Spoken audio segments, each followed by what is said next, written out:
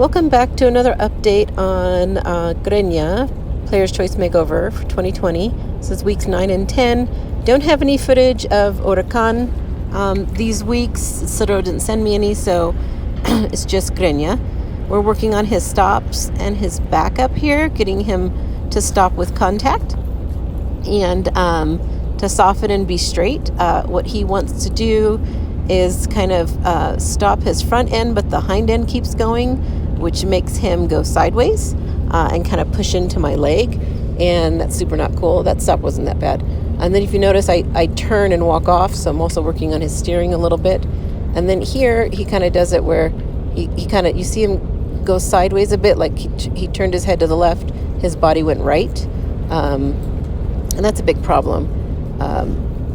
And he's even pushing into my right leg a bit there. The back is getting softer though, but that problem was there, so then it developed into that problem. And so I wasn't asking him to back there, I was asking him to get off my leg. So I'm asking him to disengage and get off my leg, and remember, if I put my leg on him, it means he needs to get off of it. Instead of him, he's kind of naturally lazy, so he's just popping his front end and bracing into the ground.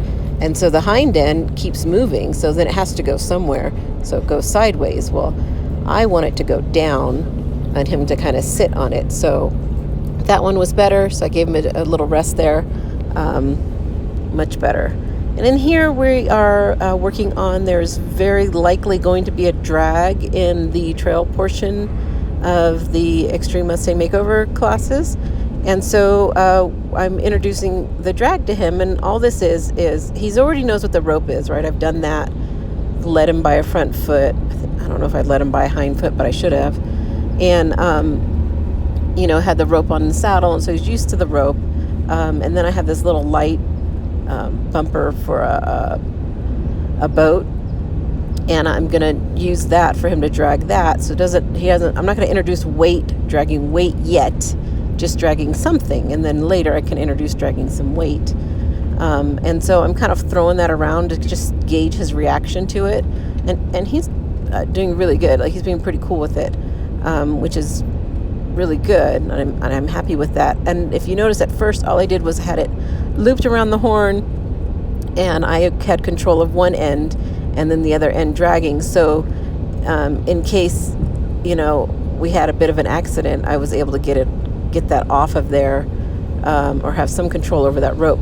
And here I have the whole thing just looped on there, so he's still attached to it. So if you were to take off or something, it would still be attached to him. But I can tell by how he's reacting to it that he was ready for that he wasn't, he was listening to the halter, and he was with me. So I didn't anticipate any kind of big explosion. And then, of course, whatever you do to one side, you're going to do to another. And here I am, just same thing. I'm going to pick that up and throw it behind him and gauge his reaction, and just kind of basically desensitize him to things. I'm going to throw it up in the air, try to see if I can touch his butt with it, because if you've seen in previous videos, he's pretty funky about stuff touching his butt, that's behind him. And so I want that rope to touch his butt a little bit, but not too much where he can't quite handle it. And he does really good.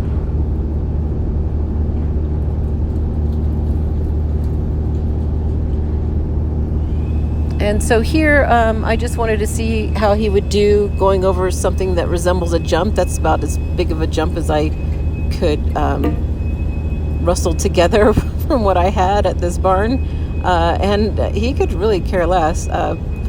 He kind of knocked it over a few times, and he's like, yeah, okay, whatever. I'll just make the least amount of effort possible. And then he lopes off, which is nice. And then say kind of, but it's really cute. Like, he just kind of knows where his feet are, so he's kind of handy with his feet, which is nice, and that was encouraging. He didn't try to refuse this or avoid it at all, which was nice too, and I actually kind of liked that. He slowed down and really thought about where he was going to put his feet going that way. And this is pretty much all I did. I think I've jumped him one other time, and he actually seems to like jumping. He would kind of look for it and go for it, and all I did was lunge him over it, which was kind of neat. But it's just a cute little hop, nothing too fancy, nothing too dramatic. And then here we're working on just following that rein, trying to get those that front end, those shoulders to move over. When I put that rein on instead of that butt swinging out, and so that he does it right there. He just kind of crosses over. Just a lot of doing that over and over and over again to try and teach him when I grab that rein, I need those front legs to move over, and that one was really good. That'll eventually turn into a spin, but it's pretty basic right now. And in here we're trying to, and I wish my reins were shorter. They're all up into my chest there. I'm not sure what's going on, but I'm trying to get him to move off my inside leg and just kind of round into a circle and pick that shoulder up. So gonna switch, just do like a little basic figure 8 and just a nice little exercise. Say move off my leg, and he's doing a good job of it. Moves off my leg. It's not a terribly consistent circle. That's okay. Still pretty early in the training.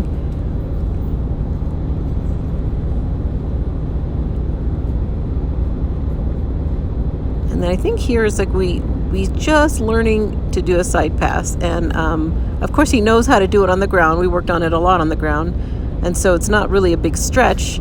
Once he realizes what I'm asking, he's like, oh, I know how to do this. I remember this. And it's kind of cute to see him try to figure out where to put his feet. And I do like that. I mean, he's rubbing those boots and stepping on himself and making a lot of racket, and it's not bothering him, and that's really cool.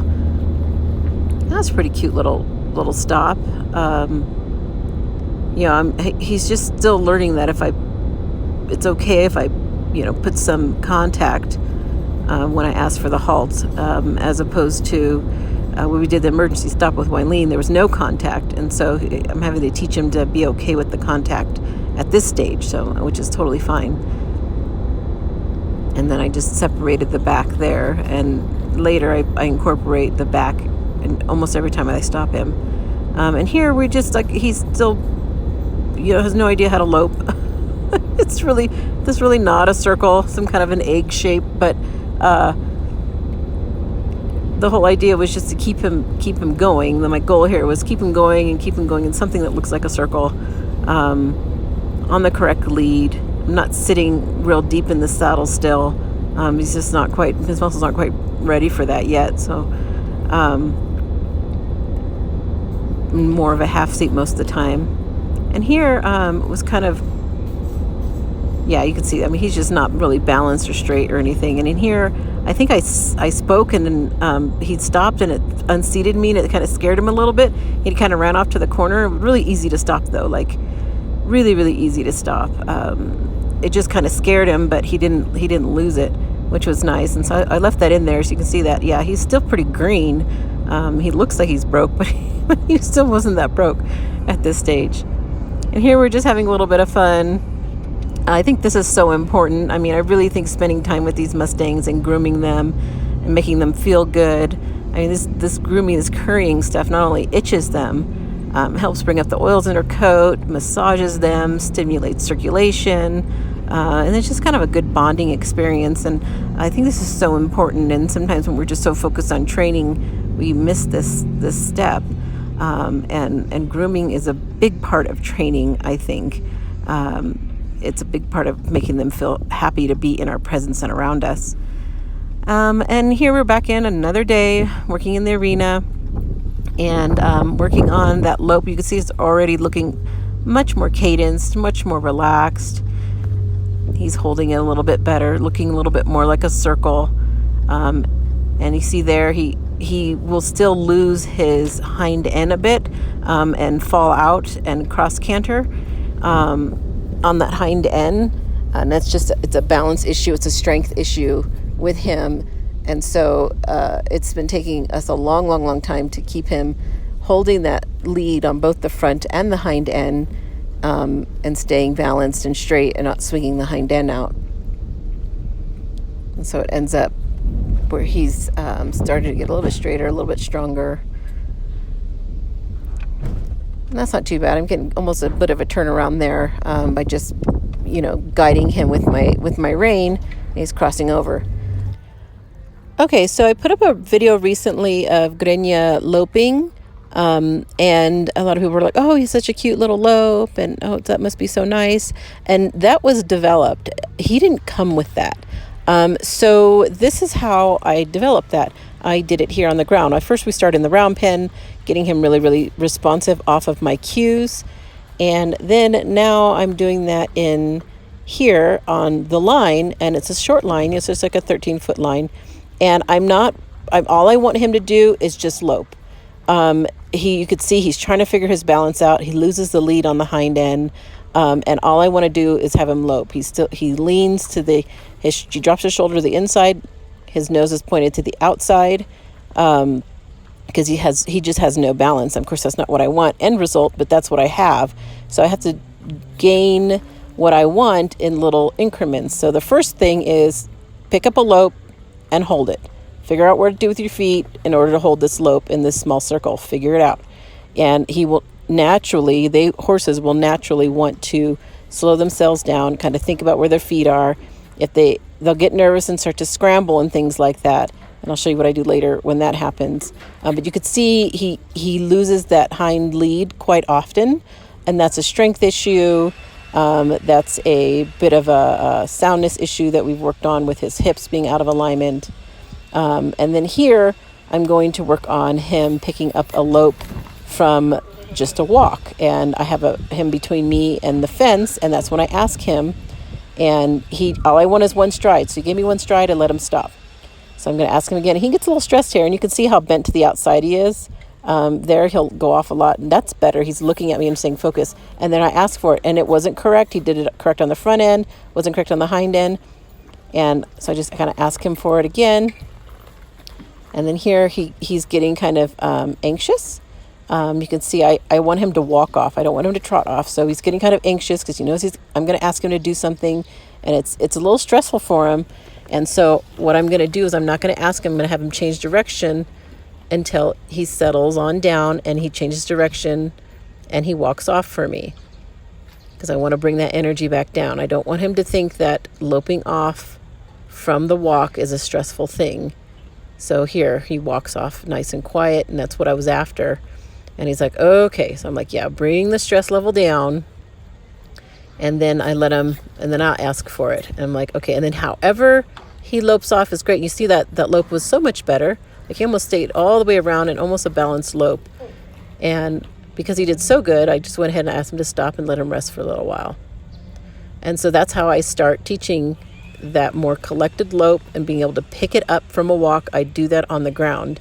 Instead of muscling them and wrestling them and fighting with them under saddle and trying to figure out how to balance a rider, I'd rather them learn how to do it first without the saddle on the ground and then with the saddle on the ground. And so he can figure out what he's supposed to do with his body in order to maintain this slower cadence on a smaller circle, on how to balance himself. Because they will want to try and balance himself because it doesn't feel good to be out of balance. But with, not so much of my interference, all I do is just kind of set up the scenario where he's going to figure it out, what's easiest for him to move around in that circle.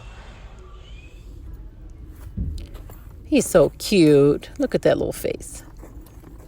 So here we're out in the big arena, and I have an exercise set up here that I'm going to tell you about.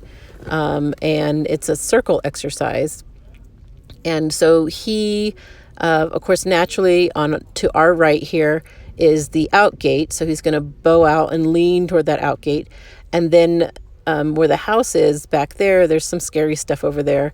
And that's, of course, the end of the arena that doesn't have a gate. So he's naturally going to want to, lean and stay away from that. And this is a exercise where we put him on a circle. And instead of fighting and micromanaging him on the circle, I'll show you what I do to keep him on a circle just by when I tell him to put him on a circle. So you see he kind of bowed out there. So I just cross over and go straight across the circle to the other side. Anytime he bows into my outside leg and, runs his shoulder out and doesn't follow my rein, I will overcorrect and then go straight across the arena, across the circle. And the cones are there just more of a guidance for me, to make sure that I am on the circle still. So and so that I, know that I'm actually on a circle. So he did it again there, and I crossed over the middle of the circle and go back on the circle where he's supposed to be. And as long as he's on the circle where I put him, I leave him alone. I don't micromanage him. I'm not inside leg to outside rein or none of that garbage. I just leave him alone. And I ask him to just, look wherever I'm looking. So just my inside rein and look where I go. And then there, he did it really good. He stayed on that circle. And he's going much better. So it's just basically helping them to stay with you, their mind with you, because they think that you're going to ask them to do something, so you're overcorrecting or doing the opposite of whatever it is they are wanting to do.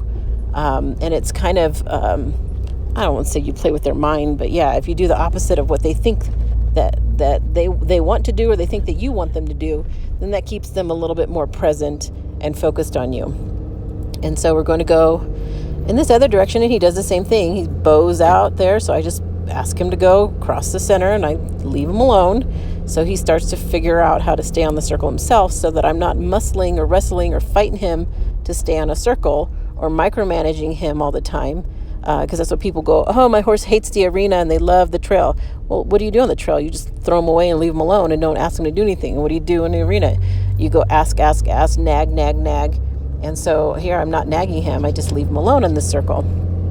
And it's a really great exercise. So on this end, he does the opposite thing. He cuts in because he wants to go to the out gate. And so I turn him to the outside, and then we go the other way. And I just keep doing that until he stops diving in, because he thinks he's going to turn to the other side. So he starts to hold himself together. And then I will reward him by stopping and resting by the quote-unquote scary side of the arena, which isn't really the scary side of the arena. It's just the side of the arena that's furthest away from where he wants to go, which is out the gate, because he's still not, he's green, so he's still not 100% comfortable with being out in this big arena with me. And he's kind of lazy. So you could see he's kind of pushed into my leg there, and he kind of died because he's spooking at something on the other side there, which he really isn't spooking at it. He just doesn't really want to be over there. And so same thing, I crossed over there. He bowed out, ran his shoulder out. So I just overcorrected and went across the middle of the circle. And then he kind of fell out of his lope again there because he's spooking and not staying focused. I think he does the same thing here. So he's kind of struggling. You can see him wanting to spook at that thing over there. And then here, this is nice. Like, he just stayed nicely on that circle. Same thing right here. Nice on that arc. So real happy with that. And actually, I think it's the first time that I loped him in this big arena. So I was super happy with how he wasn't like taken off, and he was trying to stay focused. I held his focus for quite a bit out here, which was good. It was a cold day too.